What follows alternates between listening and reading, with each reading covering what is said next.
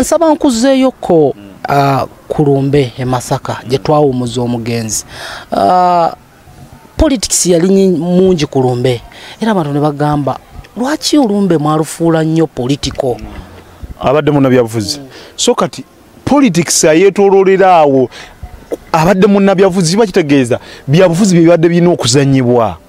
Era Sseggirinya gyali musanyufu kubanga ebyobufuzi byakoze eki byazanyiddwa senga byabusamize bibadde bizanyiddwawo oba bya kirogo kalenzaawo yandibadde munyivu. Were you happy omuntu okujja nakozesa erinnya lye okuyisaawo byayisaawo? Bintu ki bye baayisaawo?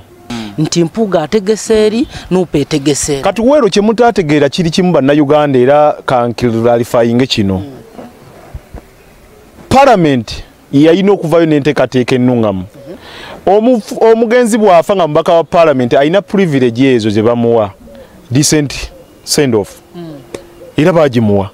Kati mu wakati mu kumuwa decent send off, Parliament nga yo institution yali erina otuuza family ku side ya Parliament ne ku side y'ekibiina Honorable Java ky'ekibiina ki National Unity Platform parties ezo nazo walina ziyita ku table zibeereko.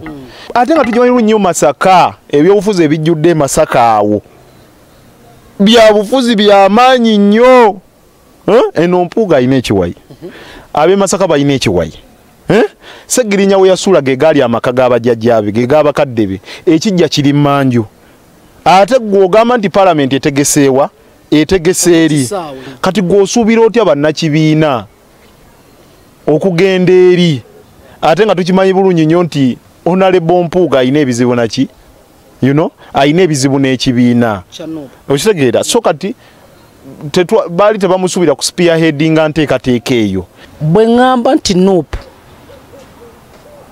ba mutima mubi osobola okumpabula otya oba nontereeza otya? Because mami wa Seggi yavayo n'akirambulula bulungi n'agamba omwana bamutwale mu kifo ekigazi tumukungubagire ku mbaga y'eneesembayo. I don't believe nti mama yenga ye mama tamanyi politics azanyibwa kugamba naguno gwaka abadde tannakikkiriza nti omwana we he's been a politician. Apart from being a leader, he's been a politician. And the party that Sseggirinya has been subscribing to is National Unity Platform, the leading opposition party in Uganda. But she had the last say. Namu advising Tinemugamba, our brother has been a politician and a member, a royal member to the National Unity Platform. Ekibiina kyamuyingiza mu Parliament.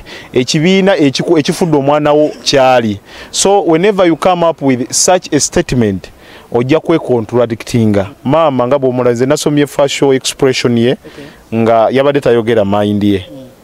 I can tell you. Mpuuga yavayo mu statement n'agamba nti ne Rubaga yalajja n'alaba omugenzi. Abo bajja kukima serefi. Kituufu Mpuuga yalajja e Rubaga oba teyali tajjaayo? Ayinza okuba abadde agenda mu Rubaga in capacity as the commission of Parliament kubanga commissioner wa Parliament baali bamusindisa on behalf of Parliament alabe kiki ekyetaagisa so and all that. Sagala commentinga nnyo ku kino na kino ku nsonga za Honorable Mathias Mpuuga kubanga sizirinaako nnyo kaki sizirinaako nnyo kakwati. Bagamba nti oli press ogenze mbigere bya Sseggirinya kijja kitya?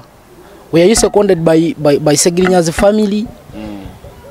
Kyadze kitya era what is the way forward on your side? Ekifo yes kyagenda vacant naye speaker tanawandiikira electoral commission mu butongole alina okuvaayo genda ne official notice nga kiteeka ku recording ategeeza electoral commission nga akakiiko akagenda okuteekateeka by election eno ngekakirika mu butongole nti ekifo ekyo kya running vacant era kirina okujjuzibwamu omuntu.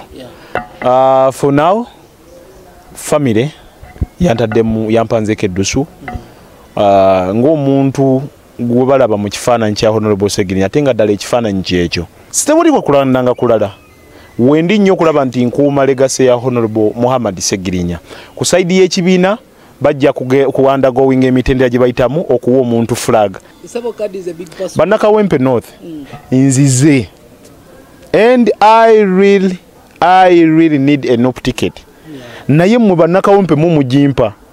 It's not the NUP, it's not the National Unity Platform, it's not the president of the National Unity Platform. No one, however much I am connected to National Unity Platform, abakuru bamanyi, and I can have my call, have my phone, give a call to the Secretary General, nemubuzako. I can get my phone, call the leader of opposition, the Right Honorable Joe Resonyo. No, that doesn't matter. What matters is the people of Kawempe North